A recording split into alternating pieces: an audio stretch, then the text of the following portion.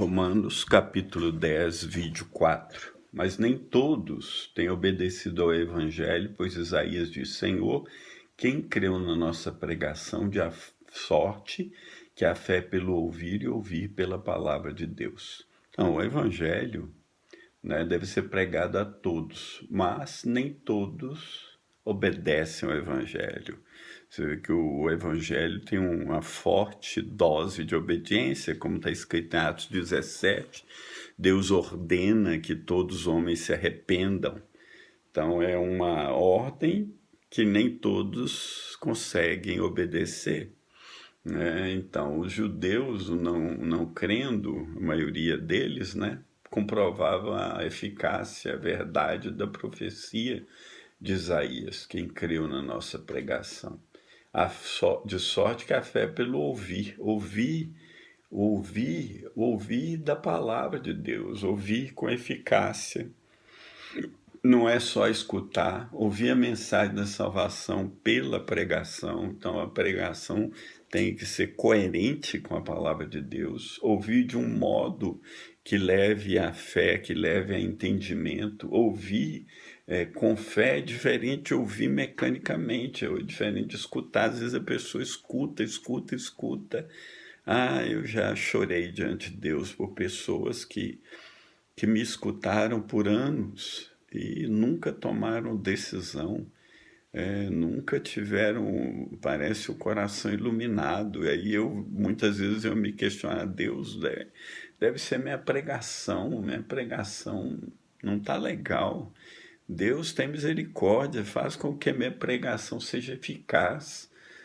A Bíblia diz lá em Atos 16 que Lídia ouviu e Deus lhe abriu o coração. Então, ouvir pela palavra de Deus ou pela palavra de Cristo. A mensagem é Cristo e somente Cristo.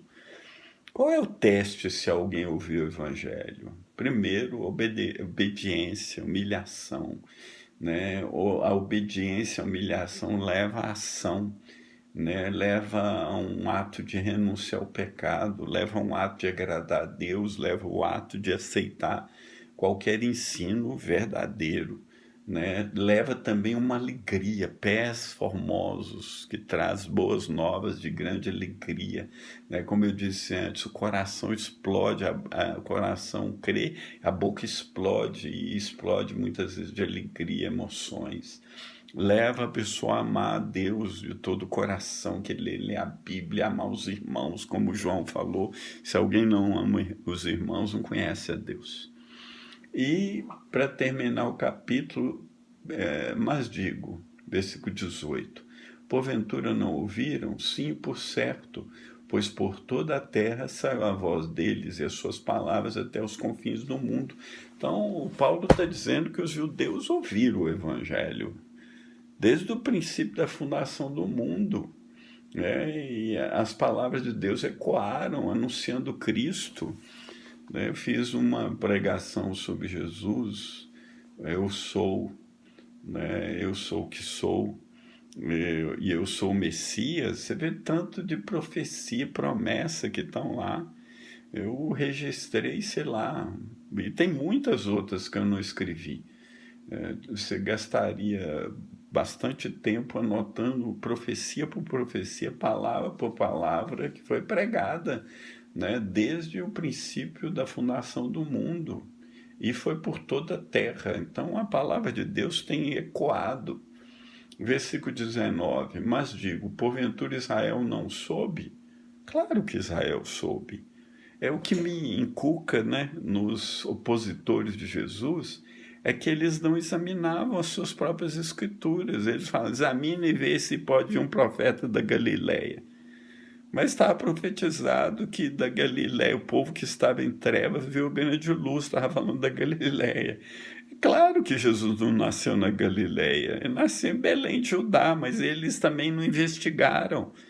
Então, eles ouviram, eles sabiam, mas eles não quiseram saber, não quiseram ouvir, fecharam o coração.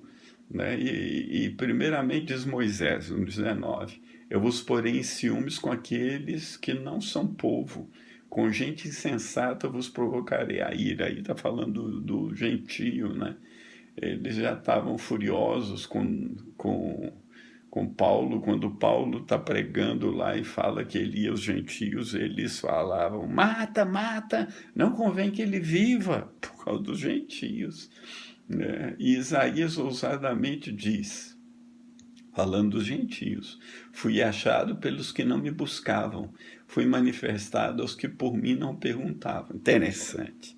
Aqui vem um princípio da pregação do evangelho que eu e você precisamos praticar.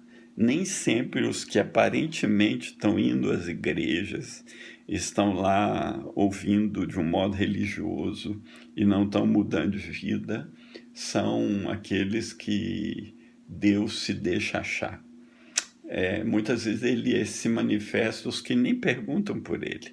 Então, aproveita as oportunidades para pregar o evangelho para quem aparentemente está desinteressado, não é? Porque Deus está interessado, mesmo que o homem esteja desinteressado, e pode ser que você pregando naquele momento, o Espírito Santo ilumine aquele coração e ele seja salvo. Eu já tive essa experiência com muitas pessoas que eu não imaginei que estariam interessadas no Evangelho. De repente, o coração se abre. Mas para Israel, versículo 21 diz: todo dia estendi as minhas mãos a um povo rebelde e contradizente.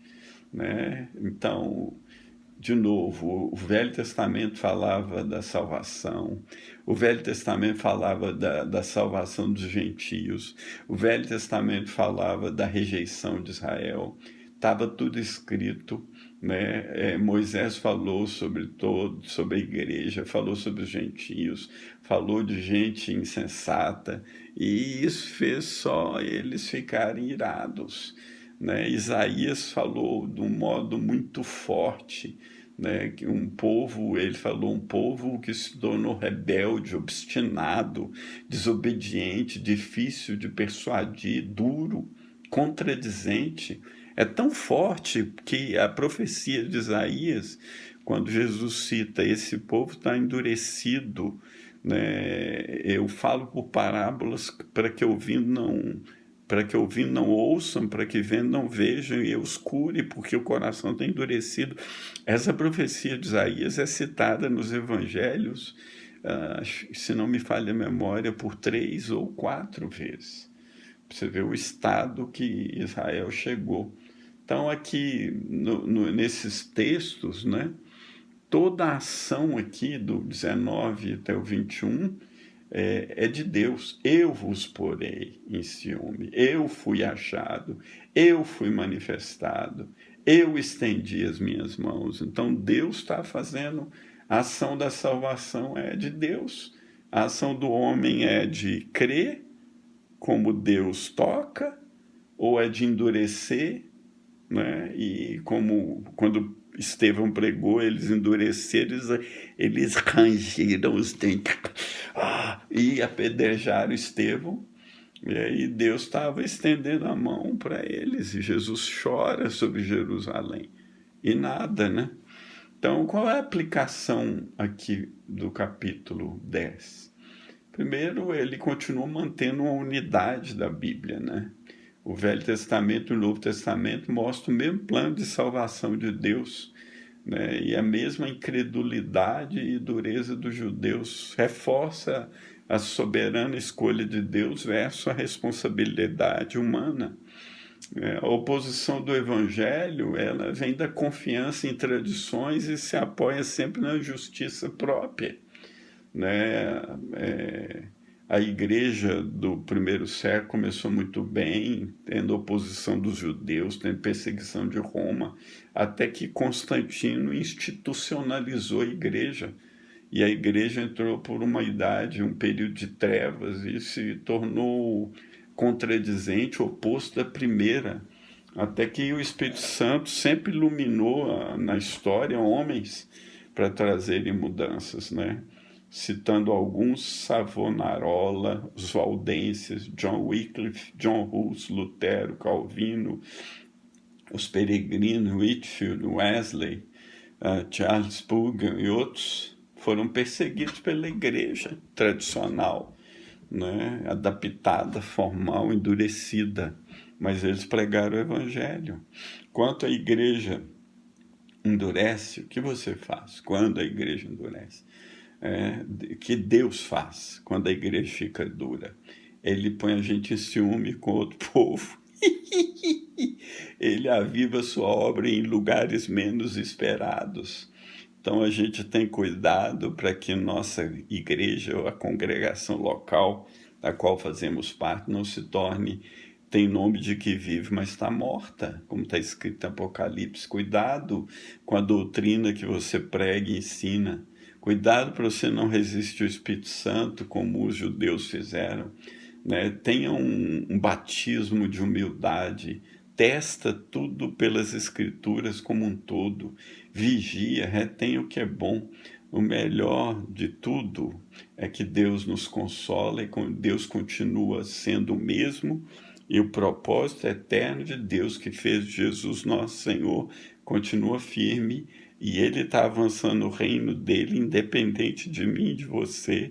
Ele está no controle absoluto de todas as coisas, independente de mim e de você. Agora mesmo, nesse caso do coronavírus, Deus está na sua soberania, tendo controle. Ele pode cessar quando ele quiser, ele pode estender, ele pode mudar, ele muda o tempo, ele muda a agenda dos homens, ele fará toda a vontade dele. Né? Que o Senhor te abençoe, que te leve a pregar a verdadeira fé salvadora. Grande abraço.